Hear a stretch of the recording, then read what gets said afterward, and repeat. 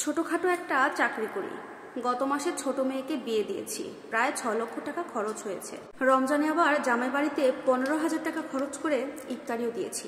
একটু আগে মেয়ের ফোন। বাবা কেমন আছেন? এই তো আছি ভালো। তুই কেমন আছিস মা? আছি বাবা, ভালো আছি। এমন করে কথা বলছিস কেন মা? আমি যে তোর বাড়িতে বাজার করে পাঠালাম ইফতারির জন্য, রোজার মাসের বাজার, তোর শ্বশুর শাশুড়ি কি তোকে কিছু বলেছে? না বাবা, শ্বশুর শাশুড়ি ওরা কিছু বলেনি, কিন্তু ছোট ফুপি বলেছে ইফতারের বাজার নাকি একটু কম হয়েছে। ও আচ্ছা, এই কথা। আচ্ছা ঠিক আছে মা, তুই তোর ফুপি শাশুড়ি বা সবাইকে বলে দিস আমি সামনের বার থেকে আরেকটু বেশি করে পাঠিয়ে দেবো বাজার। আচ্ছা বাবা, ঠিক আছে, বলে দেব। বাবা, ঈদে তুমি এই বাড়িতে আমাদের সবাইকে জামা কাপড় কিনে দিবে না? হ্যাঁ মা, দিব তো। কেন দিব না? কেন, কি হয়েছে? না বাবা, তুমি কাপড় কিনে দিও না কাউকে। আমার খালা শাশুড়ি বলেছে তুমি জামা কাপড় কিনে দিলে হয়তোবা সবার পছন্দ হবে না, তখন অনেকে পরবেও না, তাই টাকা দিতে বলেছে।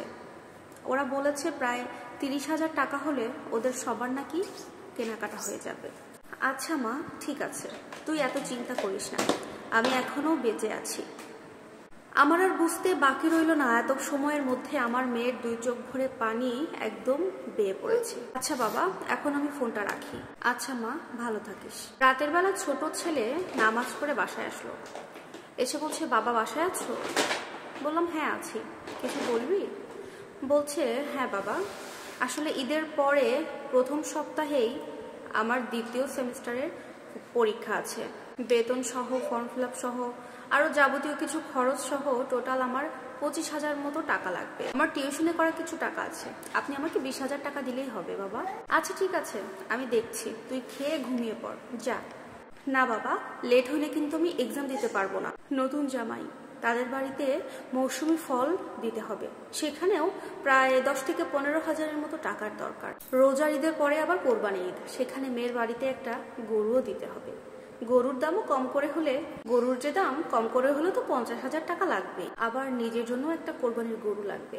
এখানেই শেষ নয়, আরো রয়েছে মেয়ের বাড়িতে দেওয়ার জন্য বিভিন্ন মৌসুমের বিভিন্ন আয়োজন। এই সমস্ত চিন্তা করতে করতেই না খেয়ে কখন যেন ঘুমিয়ে পড়েছি। নাবিলার মা অনেক কিছু জিজ্ঞেস করেছিল, কিন্তু তাকে কিছু না বলেই আমি শুয়ে পড়েছি। আমার মাথায় শুধু একটা বিষয় কাজ করছে, টাকা আর টাকা আর মেয়ের সুখ। এভাবেই রাত 12টা। ভোর 3টার দিকে হঠাৎ করে বুকের ব্যথাটা বেড়ে উঠল। ধীরে ধীরে কেমন যেন অসুস্থ হয়ে পড়ছি, নিজের কাছে নিজেকে দুর্বল লাগছে, হাতগুলো কেমন যেন অকেজো হয়ে আসছে। আমার সারা জীবনের অনেক স্বপ্ন এখনো অসমাপ্ত রয়ে গেছে, আর সেই চিন্তাগুলো এখনো আমার পিছু ছাড়ছে না। পরের দিন সকালবেলা সবাই কান্নাকাটি করছে অনেক। আমার স্ত্রী আর আমার ছোট মেয়ে বেশি কান্নাকাটি করছে। শুনলাম বড় মেয়ে ইতি এর মধ্যেই এসে গেছে। সবার দিকে আমি চেয়ে থাকলাম, অনেক কিছু বলতে চাচ্ছি কিন্তু কিছুই বলতে পারছি না। ঠিক 2 মিনিট পর আমি এর কিছুই জানি না। ঠিক এইভাবেই হারিয়ে যাচ্ছে অনেক বাবা, আর পৃথিবী থেকে বঞ্চিত হচ্ছে সন্তানেরা তার বাবার আদর, যত্ন, ভালোবাসা, স্নেহ থেকে। হয়তোবা এখনো অনেক সন্তানেরা জানে না তার বাবার মৃত্যুর রহস্য। এইভাবেই আমরা প্রতিনিয়ত হারাচ্ছি আমাদের এই প্রিয় বাবাদের। আচ্ছা, আমাদের এই কুপ্রচলন, এটা কি কখনো পরিবর্তন হবে না? পরিবর্তন হচ্ছে না কেন এখনো? কেন হচ্ছে না? শহরের দিকে কিছু পরিবর্তন হলেও গ্রামে প্রায় 90% মানুষ এই কুপ্রথা থেকে, কুপ্রচলন থেকে বের হয়ে আসতে পারেনি। চলুন আমরা সবাই মিলে জাগ্রত হই, ধ্বংস করি এই অপসংস্কৃতি।